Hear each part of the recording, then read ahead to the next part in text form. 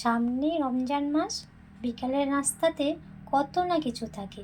তার সাথে যদি এরকম গরম গরম ঝাল বড়া হয় তাহলে কেমন হয় বলুন তো। আমি সঞ্জনা, আপনারা দেখছেন রন্ধন বিচিত্রা। আমাদের আজকের রেসিপি সোয়াবিনের ঝাল বড়া। রেসিপিটি দেখার জন্য সঙ্গে থাকুন। সোয়াবিনের ঝাল বড়া করার জন্য প্রথমে একটা বাটি নিতে হবে, তার মধ্যে কিছু পরিমাণ জল দিয়ে সোয়াবিনটা সিদ্ধ করে নেবেন। সোয়াবিন সিদ্ধ করার পর কয়েকবার জল পাল্টে ধুয়ে এইভাবে চিপে চিপে একদম জলটা ফেলে দিতে হবে, যেন সোয়াবিনের মধ্যে বিন্দুমাত্র জল না থাকে। এখন সোয়াবিনগুলোকে এইভাবে ছাড়িয়ে নিতে হবে। আমি যেভাবে ছাড়াচ্ছি ঠিক সেইভাবে ছাড়িয়ে নেবেন।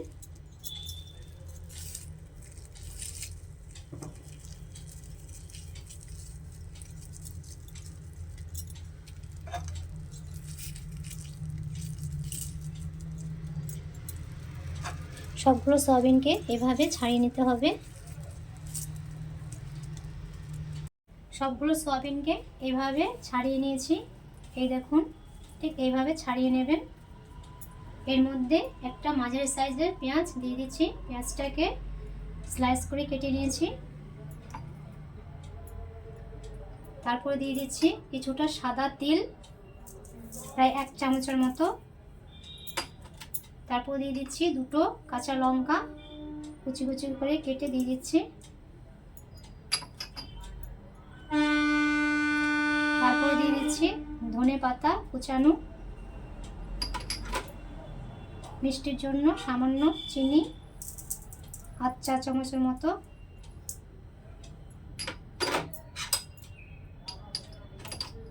হাফ চা চামচের মতো আদা বাটা দিয়ে দিচ্ছি।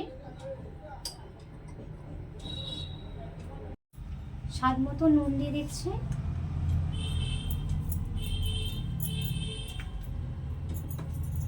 হাফ চা চামচ ধনে গুঁড়ো, হাফ চা চামচ জিরে গুঁড়ো। এখন সানরাইজের সয়া কারি মশলা আমি দিয়ে দিচ্ছি, প্রায় 1 চা চামচের মতো এখানে অ্যাড করলাম।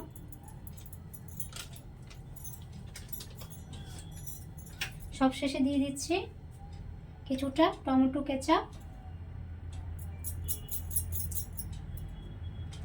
প্রায় 1 চামচের মতো। এখন এটা বাইন্ডিং এর জন্য এখানে ময়দা নিয়েছি, আমি 2 চামচের মতো ময়দাটা দিচ্ছি, পরে লাগলে দেব। এখন হাতের সাহায্যে এটা ভালোভাবে মাখিয়ে নিতে হবে।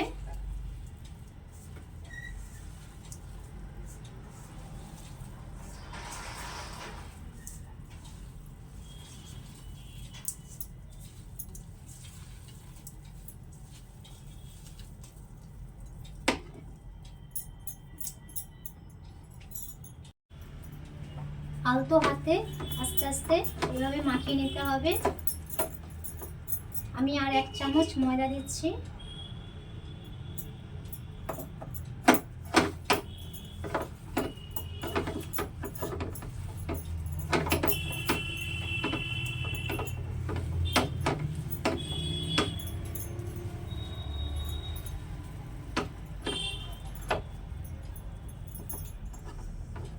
আমার মাখানো হয়ে গেছে। এখন তেল গরম করে তেলের মধ্যে ভেজে নেব। গ্যাস অন করে কড়াইটা বসিয়ে দিয়েছি। গ্যাসের ফ্লেমটা হাইতে রেখে তেলটা দিয়ে দিচ্ছি। এখানে আমি সাদা তেল ব্যবহার করছি।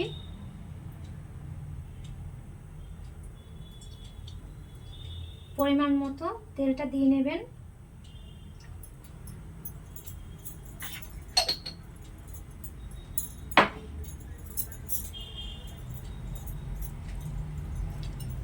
এখানে আমি এক্সট্রা জল ব্যবহার করিনি। পেঁয়াজের মধ্যে আর সয়াবিনের মধ্যে যেটুকু পরিমাণ জল ছিল সেটাতে আমার মাখাটা হয়ে গেছে।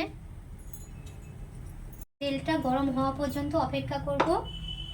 ঝাল বড়াটা ভাজার সময় অতি অবশ্যই গ্যাসের ফ্লেমটা মিডিয়াম টু লোতে রাখবেন। এখন আমি ঝাল বড়াগুলো ভেজে নিচ্ছি।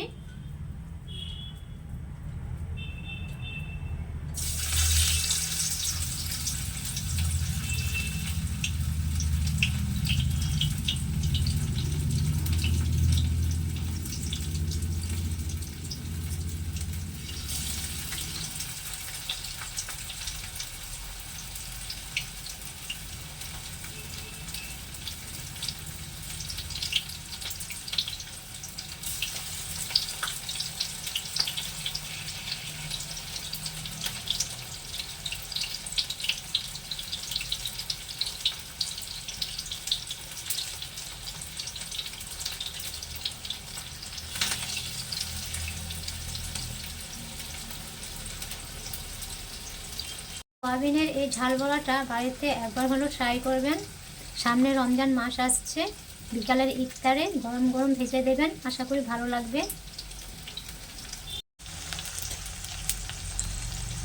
নিচের পিঠটা ভাজা হয়ে গেছে, এখন উপরের পিঠটা ভাজার জন্য এটা উল্টিয়ে দিচ্ছি।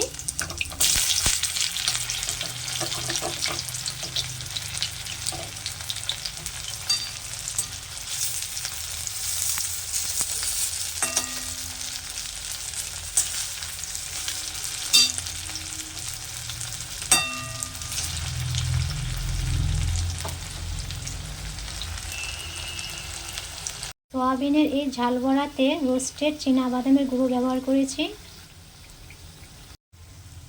ঝাল বড়াগুলো লাল লাল করে ভেজে নিয়েছি, আপনাদেরকে এইভাবে লাল লাল করে ভেজে নিতে হবে। এইভাবে আমি সবগুলো ঝাল বড়া ভেজে নিচ্ছি। এগুলো এখন তুলে নিচ্ছি।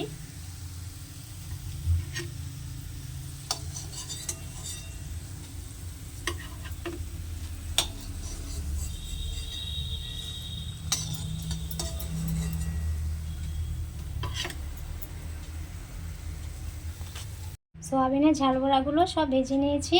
বাড়িতে অতি অবশ্যই একবার তৈরি করবেন আর খেয়ে বলবেন কেমন হয়েছে। ভালো লাগলে আমার চ্যানেলটিকে লাইক করবেন, সাবস্ক্রাইব করবেন। আজ এ পর্যন্তই। ভালো থাকবেন, সুস্থ থাকবেন। ধন্যবাদ।